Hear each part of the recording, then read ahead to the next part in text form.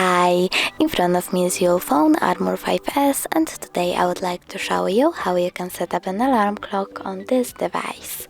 Firstly, find clock and tap on it. Then click on alarm at the top left corner if it's not already on, and click on add alarm at the bottom left corner. Over here you can set up an hour, and when you're done, select days of the week. Now click on the switcher next to vibrate to disable or enable vibrations, and click on alarm sounds. Now you can scroll all the way down, click on add ringtone, and pick your own song as your alarm sound.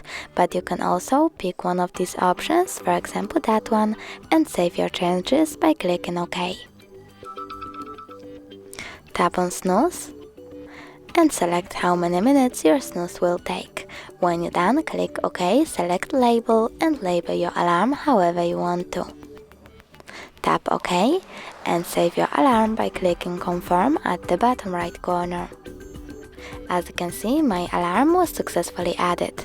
If you want to turn it off completely, tap on the switcher next to it. You can turn it back on the same way. Thanks so much for watching. If you enjoyed this video, don't forget to smash that like button, comment and subscribe. Bye!